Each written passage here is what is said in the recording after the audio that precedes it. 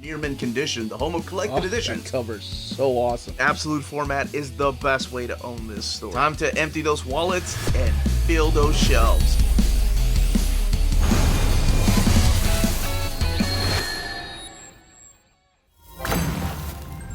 Another year and another set of Penguin Classics Marvel collections in hardcover format. Join me, the Uncanny Omar, for my overview of these 3 new hardcovers from Penguin Random House. So let's go ahead and get started.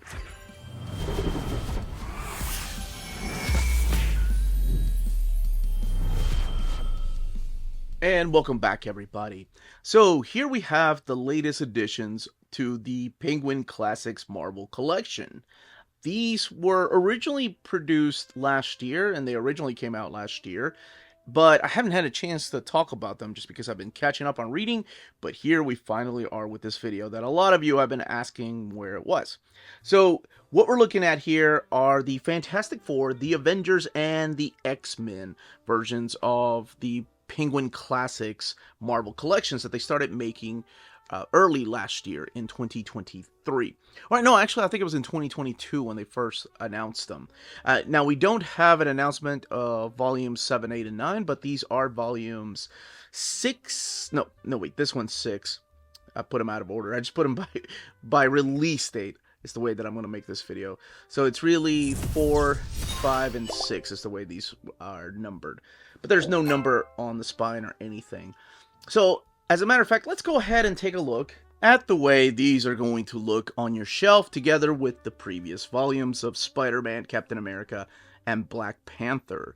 So you have the same heads up here, the same headshot as these right here, the full title of the book, X-Men, the Avengers, Fantastic Four, and then some of the creators. And of course, the Penguin Random House logo down here, and Penguin Classics Marvel Collection, the Marvel logo down at the bottom. And you probably noticed that we do have a gold foil stamp again, just like the previous versions, or the previous volume, sorry, and each one being a different color from the previous set. Now, in my previous video of Black Panther, Captain America, and Spider-Man, I did do a size comparison to an omnibus and a Marvel Masterworks and a trade paperback. This time around, I'm just going to stick to comparing it to the Marvel Masterwork counterpart, even though these are mapped a lot different than the Marvel Masterworks. Marvel Masterworks don't miss anything. However, these do contain other little things, and they are bigger. Now, does that mean that the actual pictures, the actual pages, the panels are bigger? Well, we'll do a comparison here in a little bit. But first, wanted to take one last look at these together here. We saw what the spines look like, and now we're looking at the back again. We have a gold foil on them, the Penguin Classics Marvel Collection, the PRH logo, Marvel logo there, and then the ISBN down at the bottom. And it's not a sticker, that is actually on the book, and these books retail for $50 each. As a matter of fact, let's take a closer look at the book. We have, again, the gold gilded pages, and we'll look at the binding here in a little bit when we look at inside of the volumes. And then down here, the design, the cover designs by David Littman, and then penguinclassics.com. So we're going to be taking a look at each one of these, looking at the stories internally, not really focusing on the stories since I've talked about the stories a lot on my channel, but you know me, I love to talk, so I probably will talk a little bit about the stories that, or maybe why they were chosen for these collections. Oh, and before I do go any further, a big thank you to Organic Price Books for sending us these 3 new editions of these Penguin Classics Marvel collections. All right, let's dive into Fantastic Four first. Now, before I open the book up, on the left-hand side is the trade paperback cover. That's what the trade paperbacks look like. They look a little bit different than the hardcovers, but I am going to be putting them on the left-hand side of the book so you can kind of get an idea. All right, let's open it up. I love the end sheets, same end sheets that they used in the first set of books. Or not same, but taken from panels of the comics. A little bit of bio on, of course, our 2 creators right here, Stan Lee and Jack Kirby. Their names they were born with, and of course the dates they passed away. And then the bio on the 2 people that are doing the introduction for this. This is a very thorough introduction that's collected in this book, by the way. Ben Saunders just always kills it. So you have a forward by Jerry Craft here, and you do have the series introduction by Ben Saunders, and then the volume introduction by Ben Saunders. And that is like going to a college course and talking about comics and the beauty of comics and a historical lesson. I love reading those. As a matter of fact, I think from these, that was about all I really read was the introduction. Just talking about the Marvel method, the creation of the Marvel method, the importance of the Fantastic Four, how it kind of got them where they once were with monster magazines to superheroes and that transition. It's just a wonderful, wonderful introduction there by Ben Saunders, who is a college professor. And then the forward over here by Jerry Craft, talking about the world's greatest magazine and how important these stories are in here. And then the volume introduction. And I apologize. The volume introduction is about this particular volume. There's one in every one of these books.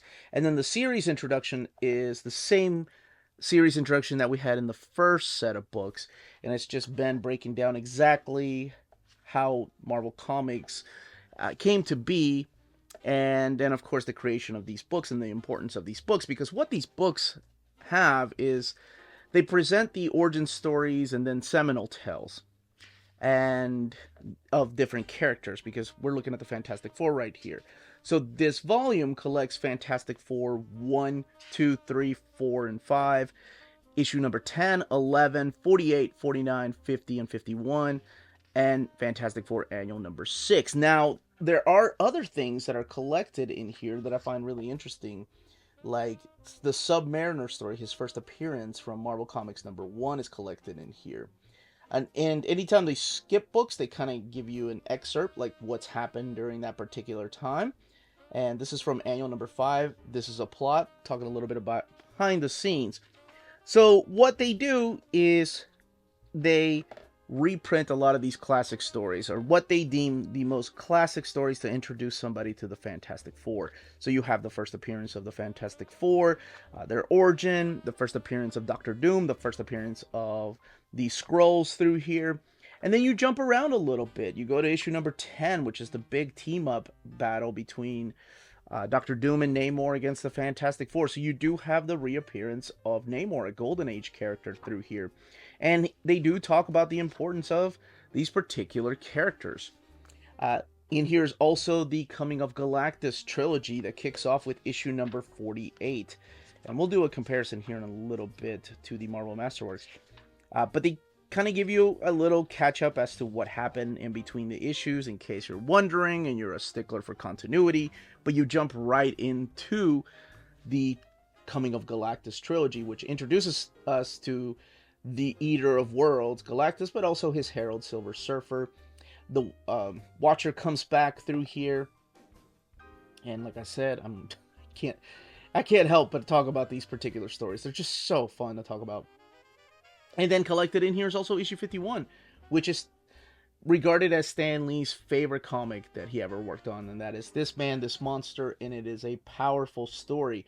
But this book has a lot more in here, because we have issue number 6 of the annual, which is the Annihilus and the Negative Zone story. And like I mentioned, it also has the first appearance of Submariner, and that's really interesting to collect in here. Probably because he showed back up in that issue of Fantastic Four. But this is the Bill Everett introduction in Marvel Comics. And also this is a plot from annual number 5. Just this particular part right here, which shows just how much fun Stan and Jack Kirby have. I love the suggestions for further reading. These are other ways you can pick up the books, including in omnibus format and including in epic format. And then your notes, because you have to do your homework when it comes to these particular historical tales. Fiction, but historical nonetheless. And then the other books that are available. This one here has 361 pages.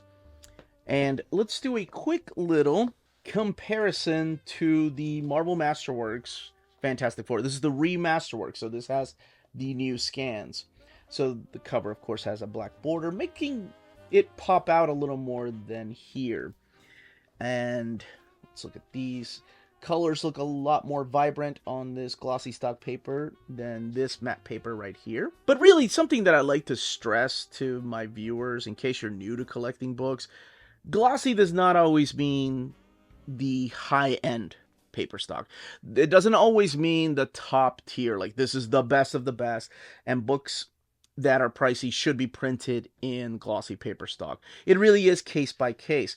Some people prefer the matte paper, the non-glossy paper, for something classic like this. And the I will say that over here, and keep in mind these are the remaster works, it looks like the lines are more defined than over here. It seems like they're using a little bit older files for this particular Penguin Random House, whereas these are using the newly restored files. And again, the glossy paper making the art really pop out. So if you look at this panel compared to this panel over here, they look the same size. It's because the Penguin Classics has a bigger border, like here, the way that the panels are framed, that paper's bigger. That's what's going on. But the sizes of the panels are the same sizes as the previous. So if you really want something in oversized format, it's the omnibus route, or I guess the Taschen route, because I think they did a Fantastic Four. But just to kind of give you an idea as to what the colors and the line work looks like in between the two editions. And let's look at the next book, because there's a couple other things I want to talk about. The Avengers, and on the left-hand side, again, is your trade paperback cover. These have art on board and no dust jacket. And again, the feel of these, not on the gold foil, but the feel, it's not, I mean, it's a hardcover, but it has like a soft feel to it too. I love that texture. And this is the Avengers again, talking with the bios here of Stan Lee, Jack Kirby, but there's so many other people that worked on Avengers in this collection. Roy Thomas, Don Heck, Big John Buscema, Sal Buscema, just to name a few of the creators in this book. And then, of course, the bio on the people that are doing the forwards. So the Avengers, the Penguin Classics Marvel Collection, and Lee Bardugo does the forward. The volume introduction is by Jose Alanis, and then Ben Saunders doing the series introduction. And here's what's collected in here, including some material from these other books, like Avengers Annual Number 1 and Tales to Astonish 27, which is, of course, the Ant-Man appearance. So, series introduction, identical to the previous 5 volumes, or 4 volumes. This is volume, I think this is volume 5, actually. The forward here by Lee, talking about the importance of the Avengers and how different they were compared to something like the Fantastic Four or even the X-Men. And then the volume introduction here, going full detail as to what the issues that are collected in here are about. So collected in here are the Avengers issues number 1, issues 2, 3, and 4, issue 9, 16, 26, 28, 44, 57, 58, 71, 74, and 83. So they do come together because of Loki here in the first issue, the original 5 Avengers, including Iron Man, Ant-Man, Wasp, Thor, and the Hulk. It's not until issue 4 that you get Captain America, but before that they got to fight the Space Phantom in the second issue. They have to fight Namor and teaming up with the Hulk against the Avengers. Iron Man forever changing his costume. And then by the time we get to issue number 4, this is where we get Captain America. It's crazy to think about a time that there was no Captain America in the Avengers. So before each of the covers, there's the Avengers number 4, March 1964, when the book originally came out, when it was put out into the public eye. And let's keep going through here, because we're going to get past the Jack Kirby era. There's the introduction of course, Wonder Man, because we get into the Big John Buscema. We get to the Don Heck era. And the other thing I wanted to mention is that the letter pages, when they are within the issues, are collected in here. And that is something that the Marvel Masterworks don't have. They don't have the letter pages. If you want the letter pages, that can be found in the omnibus format. But again, these aren't done or collected in chronological order. They jump around a lot. So you get a taste of these particular stories. By now we have a whole different team And we have the introduction of the Vision here. Even an android can cry. The Ultron storyline. The Avengers Assemble. Oh, Avengers Assemble is not collected in here. That happened in what is issue number 10. Yeah, that's when Thor first says Avengers Assemble. And the Roy Thomas and, of course, Big John Buscema era. All collected in here and reintroducing you to the concept of maybe a team before the Avengers, and that is the Invaders. And what makes this team so different is that Stan Lee noticed that there was a huge bump in sales whenever characters would cross over into each other's titles. So he thought, why don't we just have a monthly series where we have characters that have their own ongoing titles? And by the way, you're not missing anything from these pages. They were just, for some reason, they were experimenting during this time, putting ads in the actual comic pages, which is crazy to think about. But yeah, he thought, okay, let's put Thor and Hulk and Iron Man in a book. They already have their own series, but I bet this book sells. And that was kind of the concept of the Avengers. And here's the Ant-Man storyline from Tales to Astonish. And then the Avengers annual number 1. Now, this is just this part right here, more than meets the eye. I can't help but always think of Transformers. Just showing you what the Avengers Mansion looks like. Suggestions for future reading. And I didn't read these, but I wonder if Avengers The Crossing is in here. Probably not. But they do suggest things not just in the 616 universe. They also suggest things like Mark Millar and Brian Hitch's The Ultimates in here. The Great Lake Avengers Misassembled gets a mention. That's the Dan Slott ridiculous series. But no love for Avengers The Crossing? I don't blame them. I wouldn't suggest that. I just happen to love it. And then the notes in the back. This particular book has 360 pages. Again, the gilded pages. And we'll look at the binding in the next book. But first, just a quick little comparison here with Volume 1 of the Marvel Masterworks. Now, these are $75, and Volume 1 of the Masterworks collects issues 1 through 10. They always have an introduction here, but like I said, no letter pages, and printed in glossy paper stock. Let's get to issue number 1 of the Avengers here to kind of compare the cover. Now, the colors and the inks, the black inks, really pop out in the glossy paper stock. But like I said, it's always a case by case with these type of books. And here is the first page, that splash page that Jack Kirby just loved doing so much. Again, the same dimensions as this. It's just that the paper or the page size has a bigger border around it than the Marvel Masterworks. We'll look at a couple more pages from one of my favorite Avengers issues of all time, and that is issue number 4 here. I really do like the addition of the black border. It really makes the cover pop out. Whereas this just looks like a super extended page that didn't get cut properly. Over here. But I do love the addition of the letter pages over in the Penguin. Let's look at just a few more pages. Right here, one of my favorite panels I wanted to come back to. Love this panel right here. But this kind of gives you an idea of what the differences are. The contrast is just a little bit better over here. This is probably closer to the way that you probably remember reading these particular stories in single issue format. These are more complete, and these kind of give you what they think is the best of the best. All right, let's look at the last and final volume with the trade paperback cover on the left-hand side, and that is X-Men.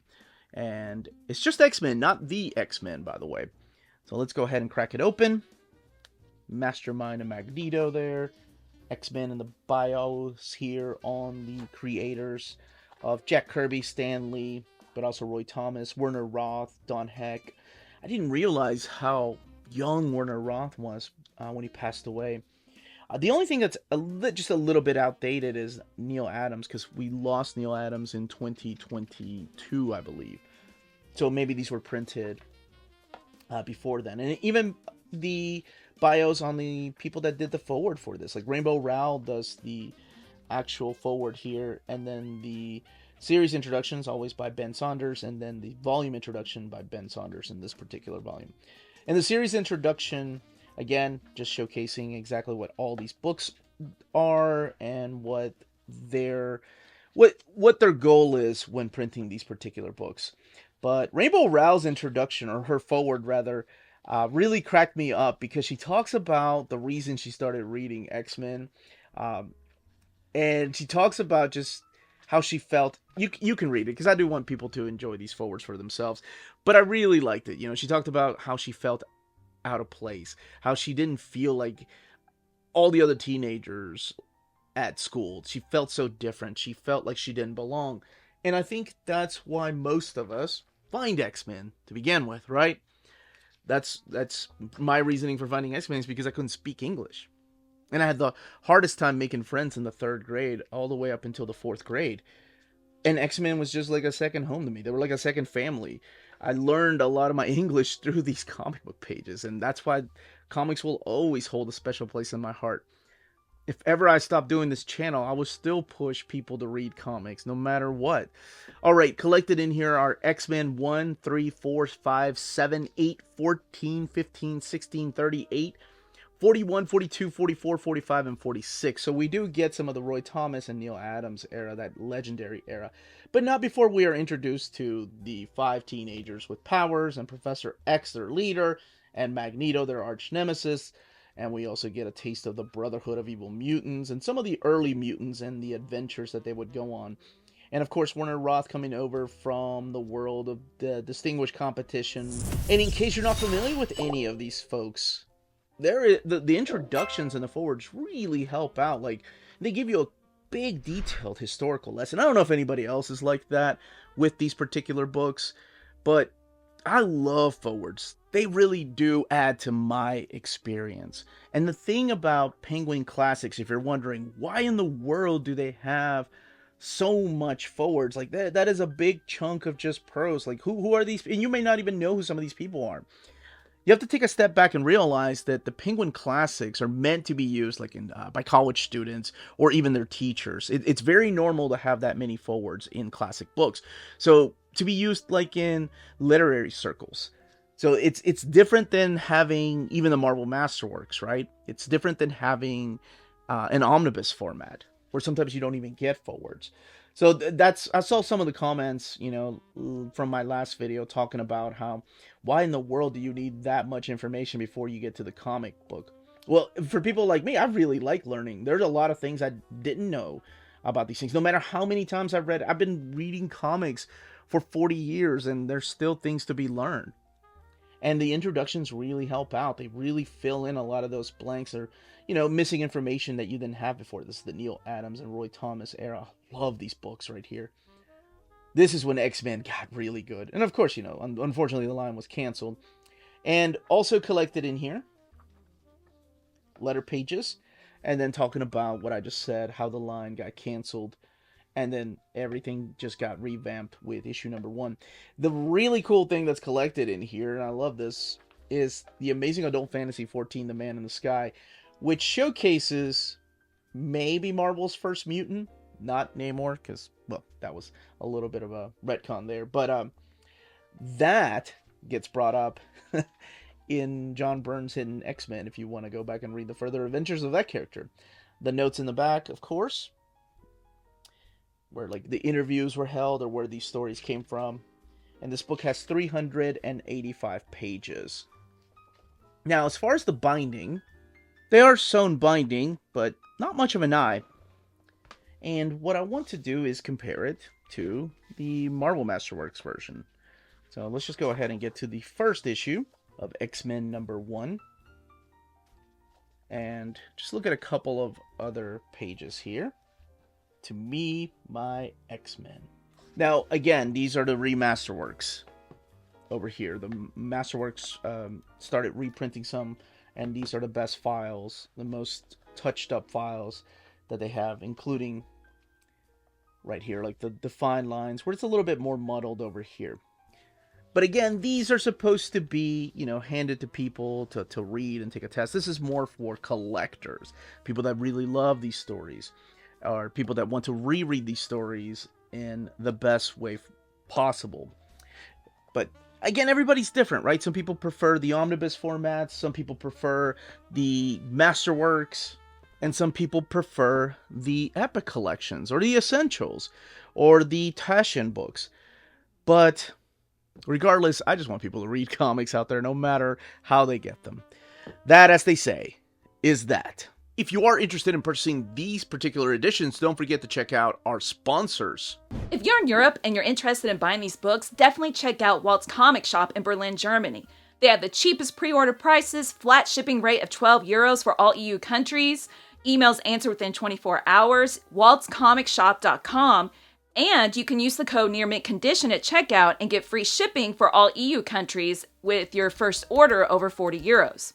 That's Walt's Comic Shop, your reliable source for omnis and premium collected editions in Europe. Ding! cheapgraphicnovels.com, your online home for graphic novels and collected editions up to 50% off cover price. They have excellent shipping and prompt and helpful service. Check out their bargain deals for up to 90% off cover price. And don't forget, the CGN also takes pre-orders. That way you don't miss out on the hottest releases. And they are currently running a special promotion for you Minties. If you're a first-time customer, after receiving your order confirmation email, reply back to that email and let them know Near Mint Condition sent you their way. They will then apply a free shipping promotional credit to your next order in the US. Cheap Graphic Novels, your source for the hottest books with the kind of deep discount, quality shipping, and customer service that will keep you coming back for more. And that was the content, the page count, and build of these books, and of course the comparison to the Marvel Masterworks. If you have any more questions, leave them down below, and also let me know if you are picking these up, or if you're picking these up for somebody that loves books but doesn't necessarily like comics, or if you're getting the trade paperback versions for people that want a small taste of what the comics are like. If you have any more questions, leave them down below. Smash that like button on the way out. Check us out on Patreon and Spreadshop. Amazing ways to support the channel if you can do so. Everyone stay healthy and safe out there. Much love.